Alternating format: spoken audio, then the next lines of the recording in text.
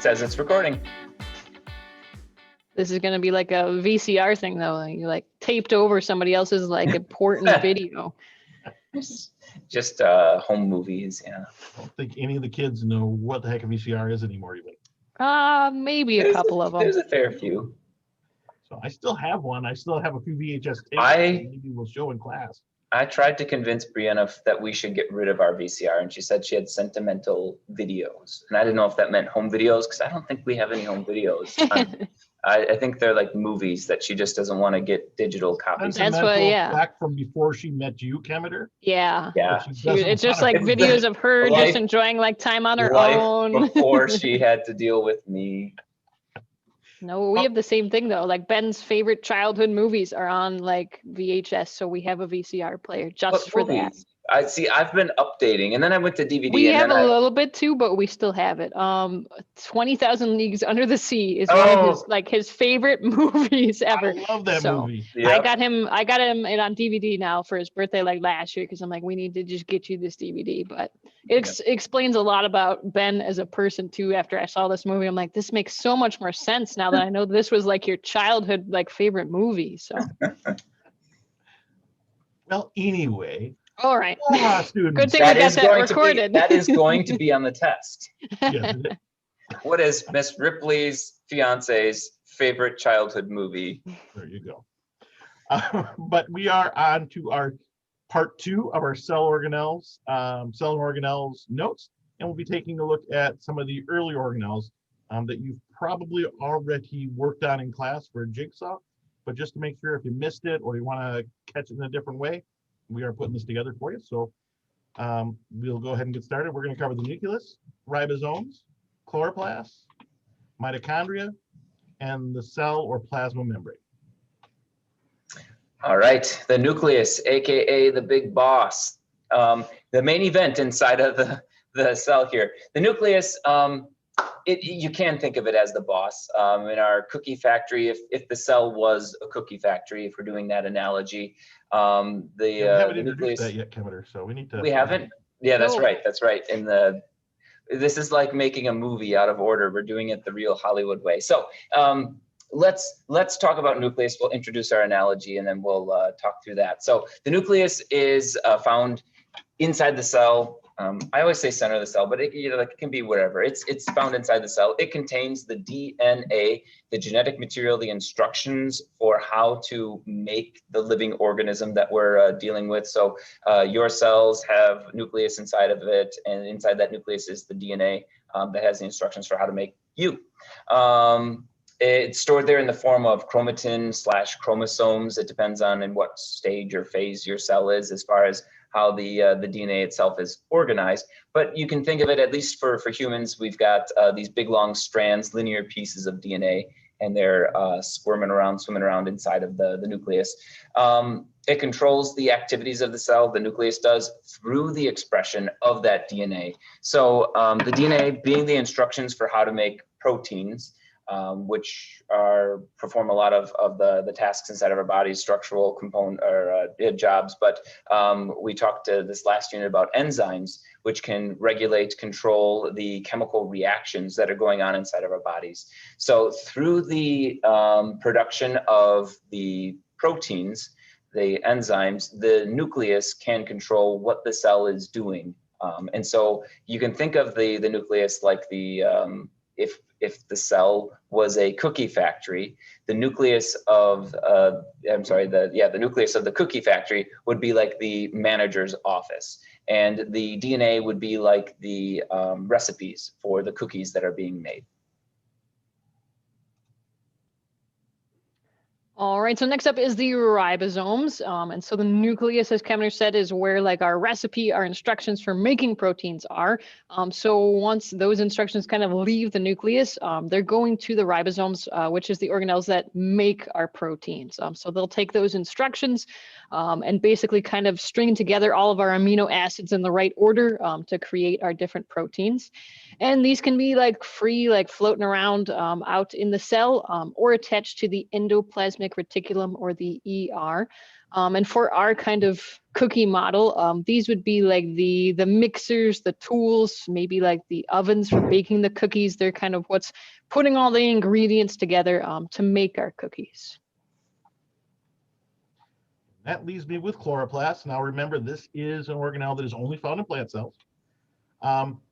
So some plant cells, like Kevin said before, not all of them, just the ones that are specialized for doing photosynthesis, which is what happens in the chloroplast. The chloroplast's job is to use the energy coming down to sunlight.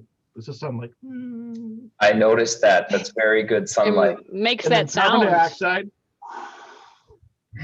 which I'm blowing out, and then that water they pull up from the roots, and they turn that into glucose. They take all those different molecules, break them apart, and rearrange those atoms to form a glucose molecule, and store that energy you got from the sun in the chemical bonds of that glucose. And that's how glucose stores energy. It's a big molecule. Remember making your models out of muffins or Legos or whatever you did, right? And all those bonds between every one of those stores energy. So we convert the energy of the sun into the chemical bond energy stored in glucose, and that is then what the cell can use as a source of energy.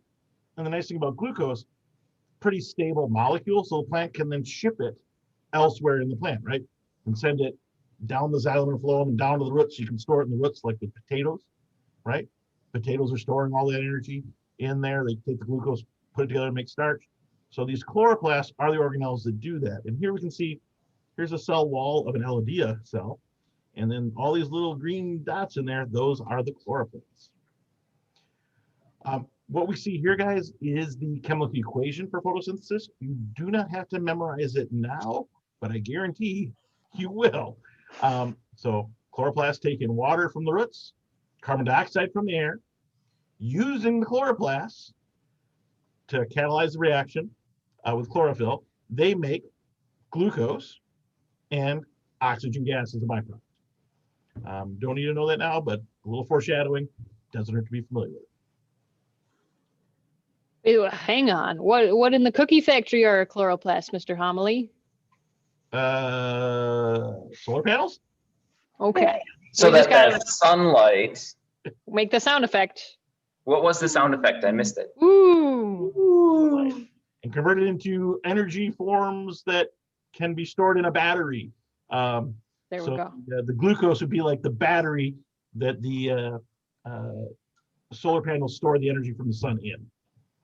So chloroplasts are the solar panels, and the batteries are the glucose. There we go. Wow. Good catch.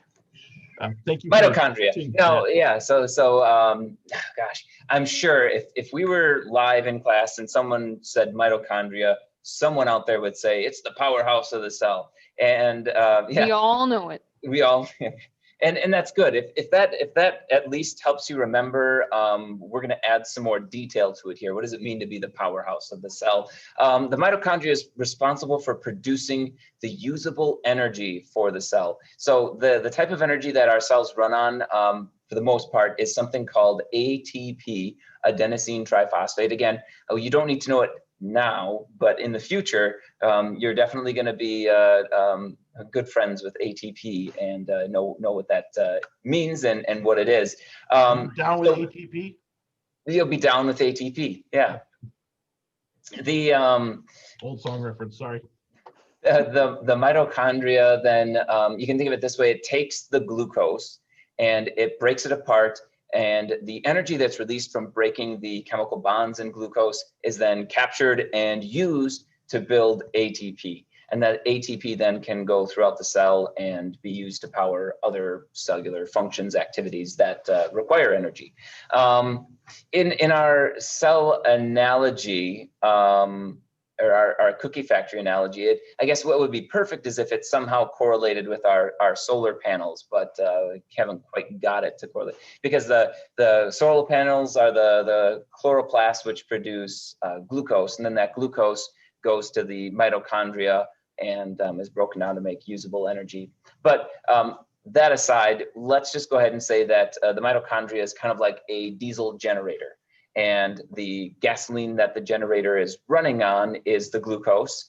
And then the electricity that's being produced by the generator is the ATP the energy that can actually be used to power our factory.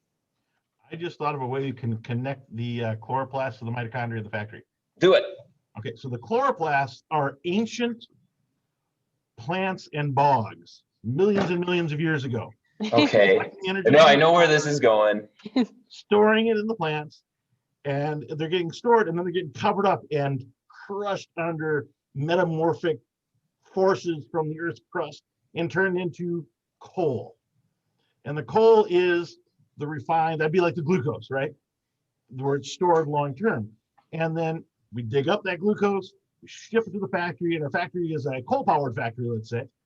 Okay, and so the coal-powered power plant is producing electricity for this factory is the mitochondria. And it's going to take that glucose, or the glucose, Carbon. the coal, and it's going to burn it to release that energy. But it's got to turn into something that the factory machines can use, the mixers and the ovens. They can't run off of coal. They have to run off of electricity. Okay, so the electricity would be like ATP. And ATP, I got a model here. This tennis ball is adenosine. I know it's a terrible model. There's a chemical bond. It's a model. There's one phosphorus, chemical bond, two phosphorus, chemical bond, third phosphorus. So it stores the energy in this ATP, which is usable by the cell. Okay, and so when the ATP, this last phosphorus here, gets to say, something the cell needs some energy, all you need to do is Oh no, yay! And then you release that energy. I'm just going to do the last one. It only breaks one at a time, but there we go. It's fun. Biology teachers don't get to blow stuff up very often, so I got to take advantage of the opportunity. Okay, so on to our final organelle of this video, which is the plasma or cell membrane. So again, we've kind of talked about this in some of our other units or other videos. Basically, our membrane is like that outer barrier of the cell. So one, it's for protection, kind of, again, keeping stuff in or out. So we have what's called selective permeability, meaning it's only going to allow certain things in and out. So it can control what's coming in, what's going out. It won't just let anybody in. And everything that kind of goes in or out of the cell has to go through the cell membrane. There's no like back door they can take to kind of sneak around it. Everything's got to go in and out through the cell membrane. So we can think of our cookie factory that this would maybe be like our wall with our doors and windows. Maybe we've got a security guard if it's like a very important top secret cookie factory that we can't let anybody into. Maybe we have some key fobs, ID badges, things like that, controlling, hey, who's allowed in, who's allowed out for our cookie factory. We want to protect our cookie secrets. So additionally, we can think of like the wall kind of part of our factory. It's basically that barrier. It's what makes a cell a cell. Otherwise, we wouldn't really have a boundary to say, yep, this is one cell, here's another cell. So it's our barrier kind of between inside the cell and out.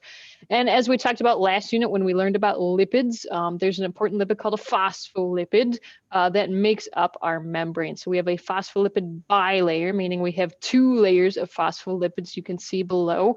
And if you remember, the heads of our phospholipid molecules are hydrophilic, meaning that they love water, they'll be around the water. And the tails kind of hanging in the middle there are hydrophobic, meaning that they fear water. So kind of the chemistry of all that is one thing that helps us determine what's going to be able to pass in and out of the cell membrane. And finally, we have some other larger things here. You can see these purple kind of blobs in our cell membrane. Those are different proteins, right? So here's another function of our proteins. So we have these different types of proteins that are embedded in this membrane, and they can help us kind of pass larger molecules or molecules with different charges in and out of the cell. So again, just another kind of security measure of determining, hey, what's going in, what's going out.